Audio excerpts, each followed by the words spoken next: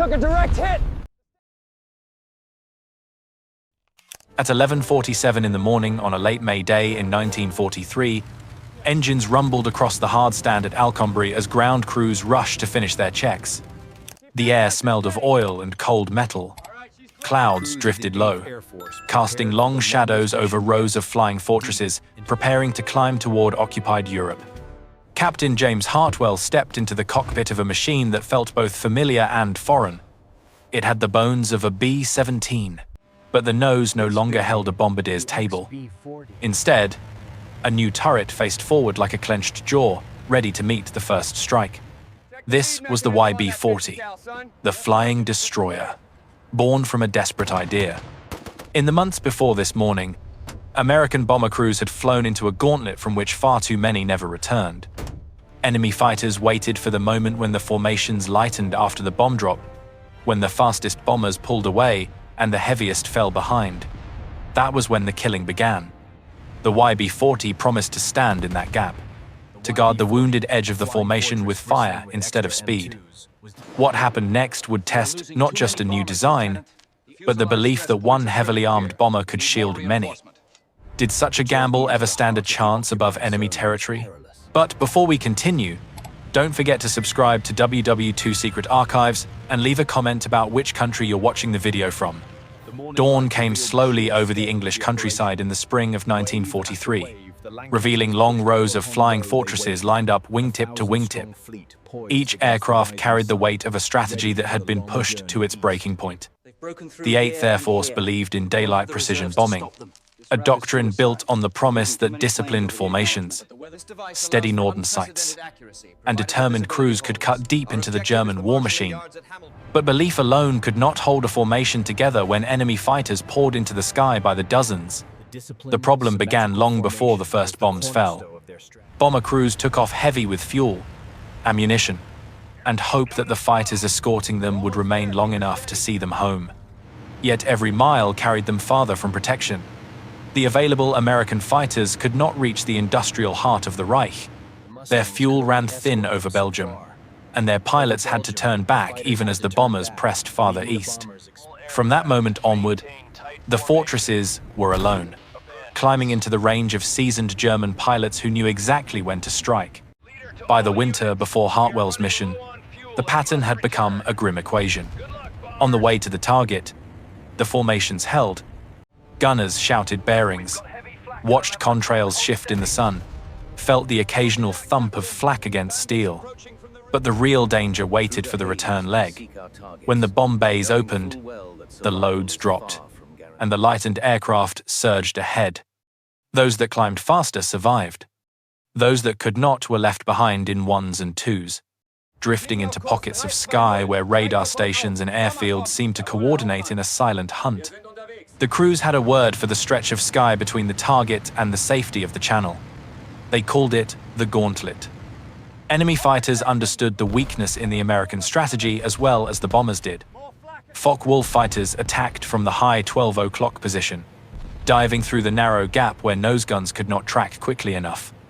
Messerschmitt fighters followed from above and behind, exploiting the moment when a single fortress struggled to rejoin the group. Those stragglers rarely made it home. Reports listed their last known positions in brief sentences, sometimes only a coordinate and a timestamp. The truth was simple and devastating.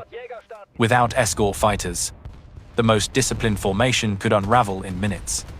By the early months of 1943, the 8th Air Force had lost far more than anyone in Washington expected so early in the campaign.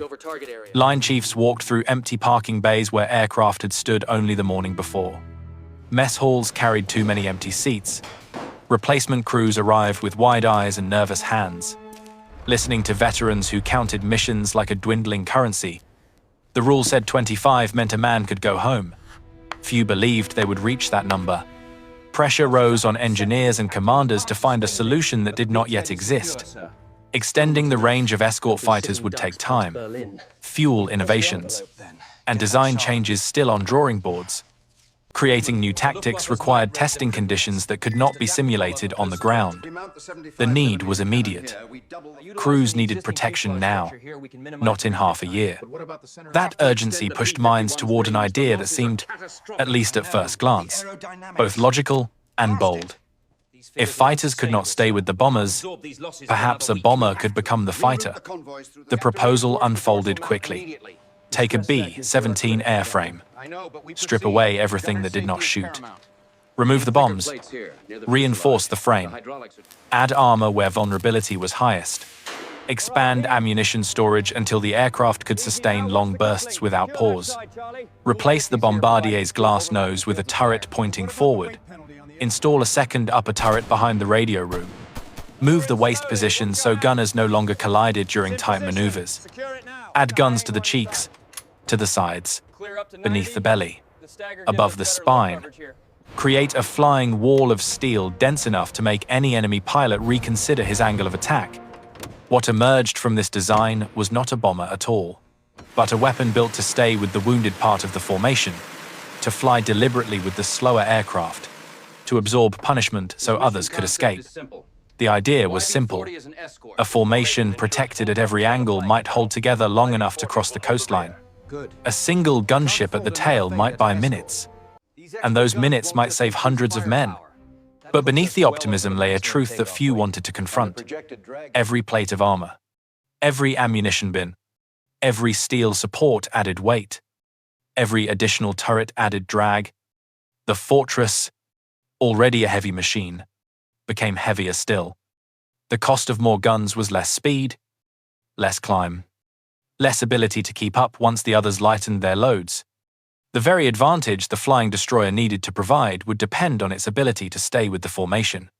And that ability was already in question before the first test flight. Engineers studied their calculations. Pilots reviewed early reports. Some raised concerns about balance and control. A few wondered whether the theory could survive the sky. But momentum carried the program forward. The 8th Air Force needed an answer, and the YB-40 was the only answer ready to fly. By the time the first aircraft arrived at Alconbury, mechanics gathered around them with a mixture of curiosity and disbelief. The chin turret looked like a clenched steel jaw. The staggered waist position seemed to promise better coverage on both beams. Ammunition crates stacked high beside the machines caught the attention of every gunner who had ever run dry at the wrong moment. Even skeptics admitted the aircraft felt powerful, almost defiant. Some believed it was exactly what the formations needed. The stakes could not have been higher. If the YB-40 worked, it might change the survival rate of every future mission. If it failed, crews would continue flying into the same gauntlet that had claimed so many lives. The war in the air was becoming a contest of endurance, and endurance depended on protecting the men at the edges of the formation, where loss began. When Hartwell climbed into his cockpit that morning in late May, he carried more than firepower. He carried the hopes of a command searching for an immediate solution and the burden of a design unproven in the unforgiving sky. He would learn, within hours, whether the flying destroyer could change the rhythm of death and survival over Europe. The afternoon sun hung low behind scattered clouds as Hartwell's fortress rolled toward the runway, its engines thundering with a deeper vibration than any B-17 he had flown before. Ground crews stepped back, arms raised, watching the flying destroyer lumber forward under a burden of armor and ammunition that pressed hard into its landing gear. The wheels left the ground only reluctantly. The climb felt slow from the first 100 feet, as if the machine sensed the weight of expectations and fought against it. Once airborne, the aircraft joined the massive formation spreading across the sky in layered boxes. From Hartwell's seat, the view was a mosaic of engines, wings, glinting turrets, and drifting vapor trails. Every mission began with the same uneasy beauty, but this time he felt the difference in the controls. The yoke resisted his touch. The nose hesitated when he trimmed for climb. The aircraft seemed unwilling to rise at the pace of the others, straining as though the sky itself had thickened. Crossing the channel, the formation tightened. The radio crackled with familiar voices counting bearings, calling out changes in altitude, keeping the boxes aligned. The coastline of France appeared through a thin veil of haze. Below, fields and roads disappeared under a rising curtain of flak bursts blooming like black flowers against the pale afternoon light. The bomber stream pressed onward, engines droning in a rhythm that masked the tension, climbing in every gunner's chest. As the formation approached Saint Nazaire, the flak intensified. The sky trembled with shock waves. Hartwell steadied the yoke as fragments rattled against the underside of the fuselage. The bombs fell from the lighter fortresses, turning their silhouettes leaner and quicker the moment their bays emptied. The B-17s climbed almost at once, gaining speed, rising clear of the worst bursts. Hartwell shoved the throttles forward, but the flying destroyer responded with a sluggish climb, its heavy belly refusing to lighten. Within minutes, the separation began. Above and ahead, the formation stretched into a flowing river of steel. The gap between Hartwell's aircraft and the nearest group widened slowly, then steadily. Morrison, the flight engineer, leaned down from the top turret to check the instruments, worry cutting across his voice as he read the fuel consumption numbers. The YB-40 burned more climbing fuel than briefed, its 4 engines laboring under a load that refused to let go. By the time they reached the outbound leg, the main formation was a distant line on the horizon, just visible between drifting clouds. Hartwell kept the throttles forward, careful not to cross into destructive power settings. The third engine ran hot despite his efforts. Morrison adjusted the cowl flaps and tapped the indicator for emphasis. It was climbing into the red. Then the radio operator called from the waist. Contrails. High. Closing fast. 6 enemy fighters descended from the sun in a shallow curve, their wings glinting with the hard metallic flash that every gunner learned to fear. Focke Wulf fighters approached like wolves testing a herd, moving in, banking away, then aligning again, the first dove at 5 o'clock high. The tail gunner called the range, steadying his breathing as he waited for the fighter to grow larger in his sight. At 800 yards, he fired. The shock of the guns pulsed through the tail and into the fuselage. The tracers arced upward toward the diving fighter. The German pilot veered away, choosing survival over the kill. A second fighter followed from 11 o'clock high. This time, the chin turret tracked the target with smooth precision, the twin 50 caliber guns speaking in a long, controlled burst. Smoke trailed from the enemy's cowling. The fighter rolled over and vanished into the clouds below. Inside Hedgehog, hope rose for a moment. The guns worked. The idea worked. Turrets covered every angle. The fortress that could not outrun its escorts could at least fend off the attackers long enough to survive. But the sky was relentless. More fighters circled. 3 made probing runs, only to break off as overlapping fields of fire pushed them away. For 6 long minutes, the YB-40 looked almost invincible, a steel hedgehog bristling with quills. Then the formation ahead accelerated again, pulling away at a pace the heavy aircraft could not match. The gap stretched to miles. The sky thinned, and the hunters returned. A pair of fighters appeared at 2 o'clock, circling in tight arcs as they studied the aircraft's movement. They seemed to recognize the limitations of the machine below. Hartwell felt it too. The flying destroyer could throw out astonishing firepower, but it could not maneuver, could not climb, and could not run. The fighters held their distance, waiting for the moment when the gunship would become truly alone. It came sooner than Hartwell expected. The last faint line of friendly bombers vanished into the distance, swallowed by the afternoon glare. Morrison called out the fuel state again, colder this time. They had burned far more than expected. He calculated the remaining flight time to England and compared it against the engine temperatures. Every choice favored survival but threatened the ability to reach the coast. Then the next attack began. 3 fighters approached at once from different angles, high right, low left, and straight ahead. Hartwell steadied the yoke, knowing any evasive movement would bleed speed they could not afford. His gunners opened fire. Spent brass rolled across the deck. The ball turret swept left. The top turret swung right. The chin turret poured fire straight ahead. The aircraft vibrated under the recoil of 8 guns firing at once. The frontal attacker shuddered and peeled away, smoking. The high fighter broke off without firing. But the low attacker kept coming, closing the distance until its cannons spat bright flashes that walked across the right wing. The impact tore through hydraulic lines. Morrison shouted over the intercom. Fluid sprayed across the waist windows. The landing gear system was hit. The trim tab jammed. The controls grew heavy, unresponsive. Hartwell fought the yoke with both hands. Then the radio crackled again. A second YB-40 was falling behind its formation. Captain Richard Hayes, flying another gunship, had also been left alone. His voice carried strain as he reported an engine losing oil pressure. The 2 heavy escorts formed up in a loose defensive pair, their combined guns sweeping overlapping paths across the sky. For a moment, their mutual presence discouraged the fighters. But the enemy stayed close, circling like shadows waiting for a falter in speed or direction. Crossing the French coast outbound, the sea appeared as a grey sheet stretching to the horizon. 40 minutes of flight remained. 40 minutes of hope threading through engine temperatures and waning fuel. Both aircraft began losing altitude as their engines strained. Hayes throttled back his failing engine, but the pressure dropped to 0. Soon his Fortress flew on 3 engines alone, sinking slowly through the thinning sky. The next threat came from behind.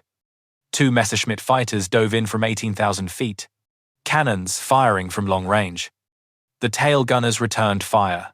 Though the attacks came from steep angles that tested every gunner's instincts, shells ripped through the tail surfaces of Hartwell's aircraft. One explosion shook the stabilizer. Another burst punched through the fuselage just behind the tail gunner's position. Hartwell felt the aircraft sag on one side, the controls sluggish as he tried to keep the nose level. The German fighters climbed away to reposition for another pass.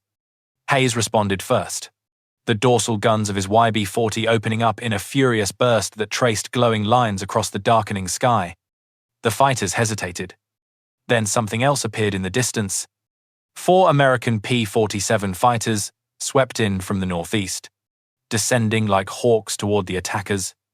The German pilots saw them coming and broke off immediately, banking hard toward the French coastline. The Thunderbolts did not pursue. Instead, they drew into formation with the 2 faltering gunships, wagging their wings in a wordless promise to escort them home. But the danger was not over. Fuel drained rapidly. Hartwell held the throttles with care, feeling every shudder from the damaged stabilizer. Morrison monitored the remaining time, calculating their chance of reaching land. Hayes fell farther behind, his 3-engine aircraft sinking toward the lower clouds. At last, the chalk cliffs of England rose through the haze. Hayes aimed for the nearest airfield, a broad strip at Manston, and declared an emergency landing.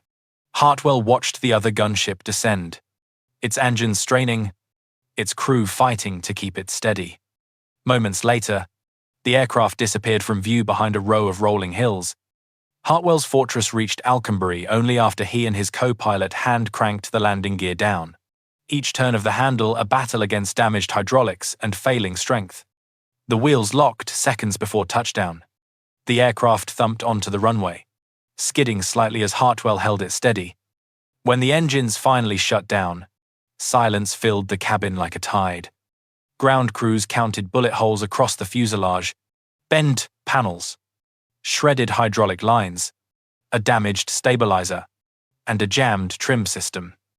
Every mark told the same story. The gunship had fought hard, and it had survived, but it had fallen behind, exactly as the engineers had feared. Colonel Reed stood waiting at the hardstand.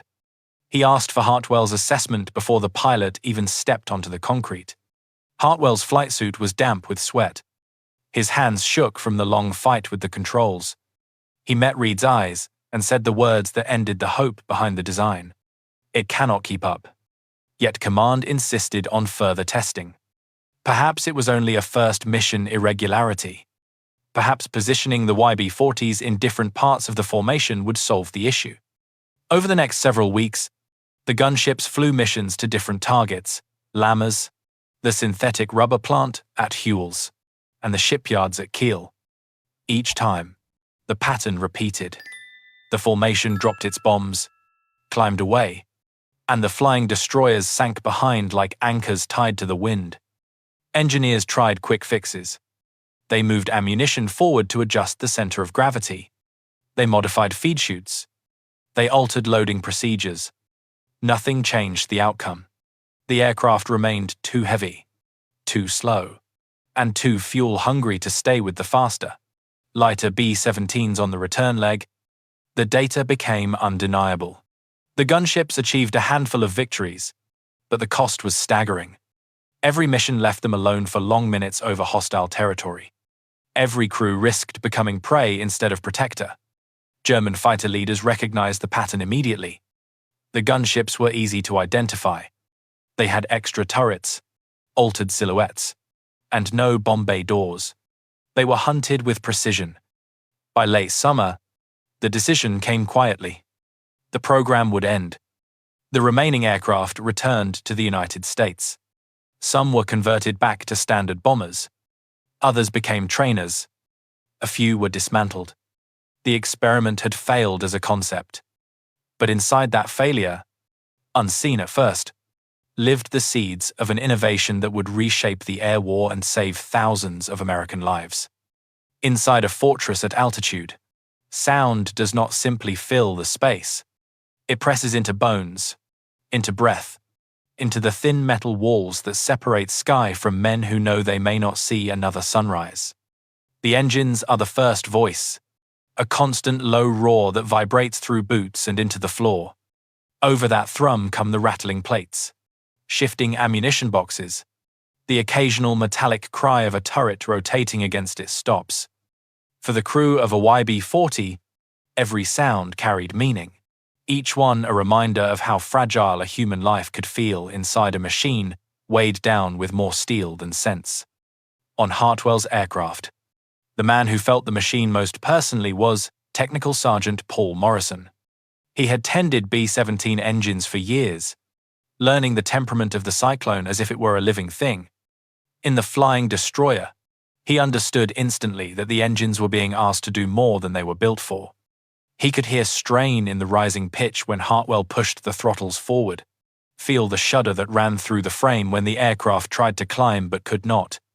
During the long minutes of combat, he moved between gauges with the tight focus of a man trying to keep a wounded creature alive through sheer will.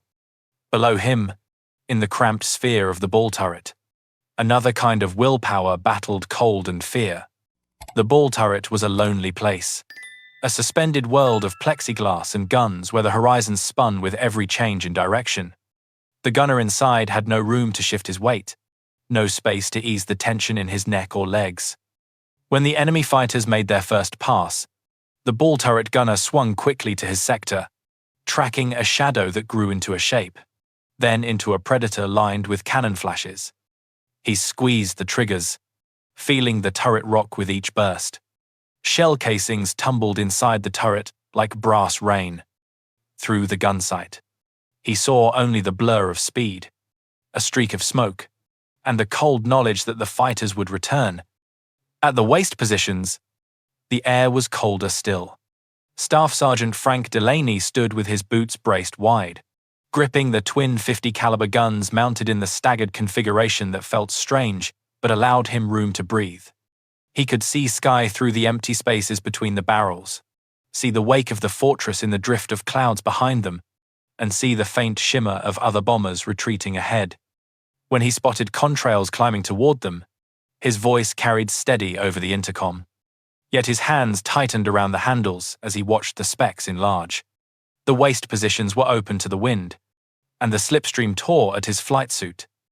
Each time the guns fired, the recoil pushed hard into his arms. He did not flinch. He knew that a fraction of a second lost to hesitation could mark the difference between a warning and a funeral. In the tail sat Staff Sergeant Raymond Kack, a former ski-shooting champion whose steady hands had once guided bullets across a peaceful winter landscape. The tail gunner's view was a long tunnel of sky, framed by glass that threw reflections into the corners of his sight. He felt the entire aircraft flex when the German fighters approached from high 6 o'clock. The moment he opened fire, the vibrations of his guns traveled through the tail like a living heartbeat. He watched his tracers drift toward an enemy pilot lunging upward in a desperate climb. For a moment, he thought he had the line. Then cannon shells tore into the stabilizer, and the tail lurched. One explosion punched through the fuselage just behind him. He glanced at the ragged hole, a few inches from where he had been leaning only moments before, and returned to his sight picture without a word. Human courage inside the YB-40 was not a dramatic shout or a heroic pose. It was the quiet discipline of men standing in the wind, fighting to steady their breathing while the sky turned hostile around them. It was Morrison climbing from the top turret to kneel beside an overheating engine, knowing that a single decision could decide whether they reached the coast or fell into the sea. It was Delaney reporting damage in an even tone to keep panic from spreading through the intercom. It was Kack forcing calm into his voice as he tracked the next attack even while the aircraft trembled under his boots. And it was Hartwell, hands locked on the yoke, pulling against a jammed trim system that made every adjustment feel like wrestling a steel animal. When the control surfaces stiffened after being hit, he felt the aircraft resist him with stubborn weight. He leaned his shoulder into the movement, muscles shaking as he tried to hold a straight line, while Morrison calculated fuel that seemed to vanish faster with each passing minute. The wind whistled through torn metal at the rear of the fuselage. The smell of hydraulic fluid drifted into the cockpit.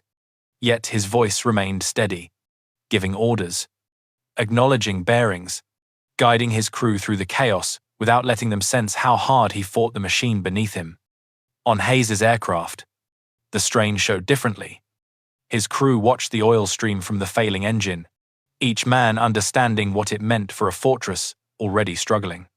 When Hayes throttled the engine back, the aircraft dipped toward the lower clouds. The gunners in his waist and tail positions could see Hartwell's aircraft slipping ahead, its damaged stabilizer wobbling in the sunlight. Hayes knew he had to keep them both in sight, not only for mutual protection, but for the comfort of not dying alone above enemy territory. For both crews, the crossing back toward England felt like an endless stretch of fragile hope.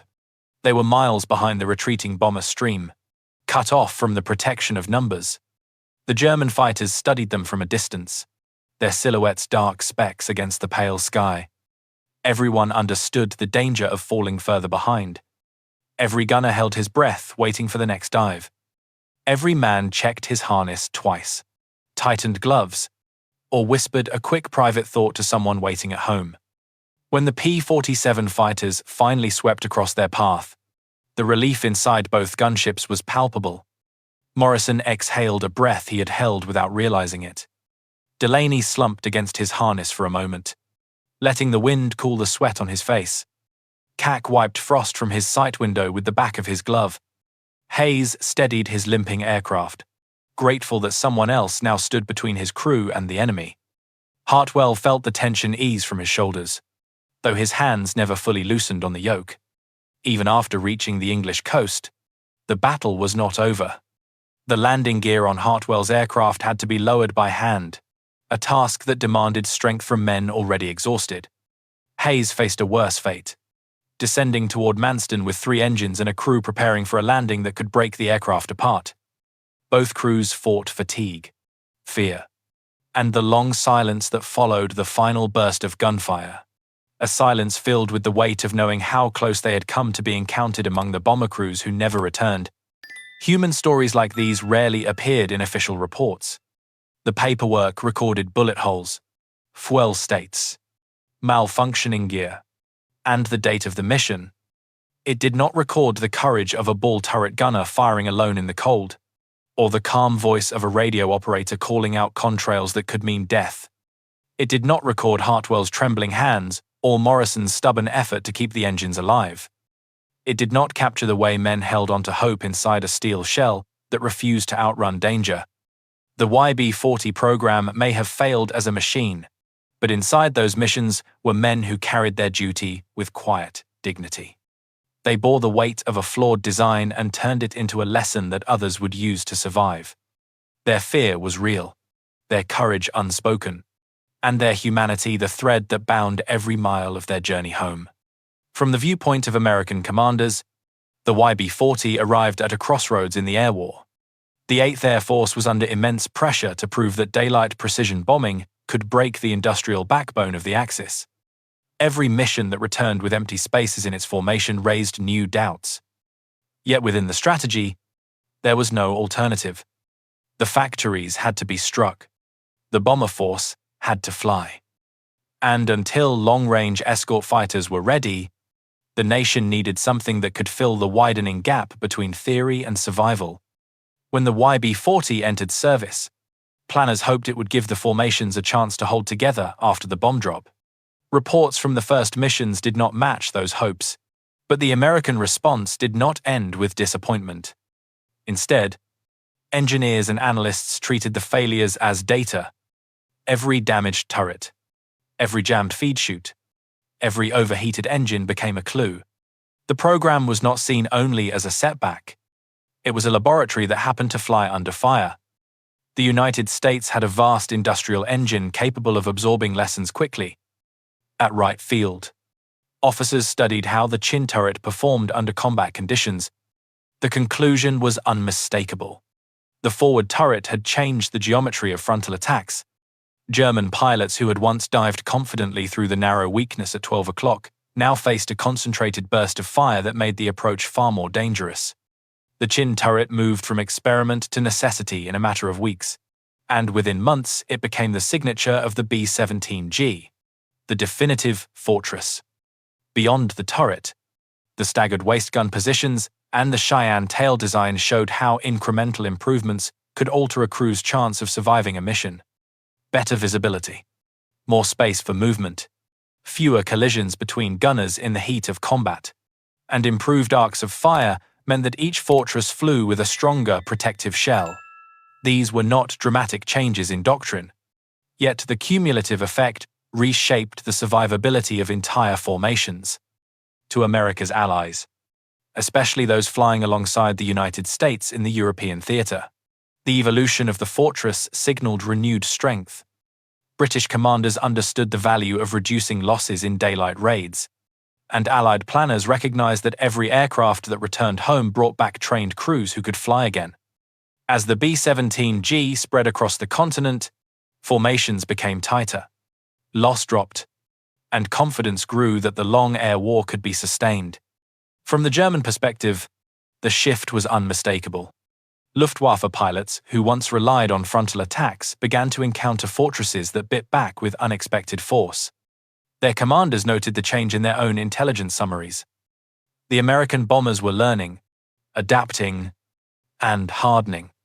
The air war became more costly for the defenders as the new fortresses blunted tactics that had once been reliable. In the broader global context, the rise of the B-17G marked a turning point in the Allied strategic bombing campaign. The ability to keep trained crews alive long enough to complete tours meant that the cumulative experience of the air forces deepened with each passing month. What had begun as a desperate attempt to create a gunship evolved into improvements that shaped the final years of the conflict. The world rarely remembers the programs that fail, yet the YB-40 influenced decisions made in hangars, laboratories, briefing rooms, and factory floors across multiple nations. Its flaws forced clarity. Its strengths inspired change. And in the shared struggle of the Allied air forces, those changes helped tip the balance in a battle fought not only with steel and fuel, but with knowledge carried from one mission to the next. By the end of that summer in 1943, the verdict on the YB-40 was no longer a matter of debate. The missions had spoken more clearly than any committee. The concept that had promised protection had instead created vulnerability. The gunship that was meant to shield the formation struggled to remain within it. The weight of its armor and ammunition chained it to the slowest edge of the sky, a place where the enemy waited with practiced precision. Commanders reviewed the reports, ran the numbers, and accepted what Hartwell had said on the tarmac after his first mission. The aircraft could not keep up. Yet the story of the YB-40 did not end in defeat. Failure in war is rarely a simple ending. It is often a doorway, narrow and difficult, that leads toward discoveries no one expected. In laboratories, workshops, and drafting rooms across the United States, engineers sifted through the details of every sortie. They were not searching for excuses. They were searching for answers hidden inside the wreckage of a broken idea. The chin turret stood out immediately. It had changed the dynamic of frontal attacks. German pilots, once confident in the narrow weakness at 12 o'clock, found themselves facing an unmistakable stream of fire that converged with a precision none of the older fortresses possessed. Reports from bombardiers noted how the turret's handling felt natural, how its field of fire eliminated blind spots that had once cost lives. This was no longer an experimental modification. It had become a necessity. Factories across the nation reacted with speed. The Bendix turret entered full production. Boeing integrated it into the design of the B-17G, followed quickly by the staggered waist gun positions and the Cheyenne tail assembly. The result was not simply an improved bomber. It was the most refined version of the flying fortress ever built, shaped not by theory but by the harsh truth of combat. Every line in the blueprint carried the mark of lessons learned from 12 aircraft that failed in almost every way except the ways that mattered most. As these new fortresses arrived in England, crews walked around them with a reverence that came from experience.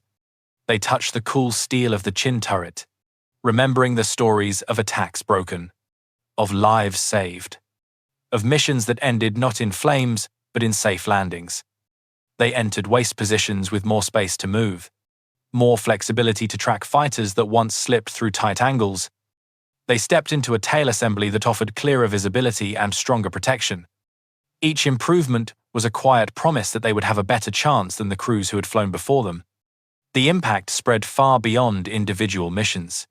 Loss rates shifted. Formations held tighter. Veteran crews completed their tours. New pilots survived long enough to become seasoned leaders. In the final years of the air war, the B-17G shaped the rhythm of Allied strategy, allowing deep strikes into targets once considered unreachable. The changes that emerged from the YB-40 program rippled outward through every airfield, every briefing room, and every high-altitude battle over Europe. For Hartwell, the legacy was personal. He returned to Alconbury as a training officer and watched the first B-17Gs roll onto the hardstand. The young crews walked around the aircraft with curiosity and relief, studying the turret that guarded their most vulnerable angle. When they asked where it came from, Hartwell told them the truth. It came from a gunship that could not keep up. It came from a program that lasted barely 3 months. It came from an idea that collapsed under its own weight but left behind something stronger than success. A lesson, a design, a path forward. History often forgets the failures that paved the way for triumphs. The YB-40 left no preserved airframes in museums, no memorials to its missions, no surviving wings gleaming under polished lights. What remains instead is the legacy woven into every B-17G that crossed enemy territory and returned home. The forward turret that lit the sky with tracer fire. The staggered waist guns that gave gunners the space they needed to protect their brothers. The redesigned tail that widened the horizon for men watching the danger approaching from behind. The YB-40 did not win glory. It earned something quieter and deeper. It proved that even a flawed idea could carry the seed of innovation. That failure, when studied with humility and urgency, could save lives. The program ended, but its lessons endured through every mission that followed, through every pilot who reached 25 flights, through every crewman who stepped from a battered fortress onto English soil and breathed the cold night air with gratitude. If stories like this resonate with you, if you believe the forgotten chapters of history deserve to be told with honesty and heart, consider subscribing to WW2 Secret Archives. Together, we can keep these memories alive and honor the men whose courage turned failure into a lasting legacy.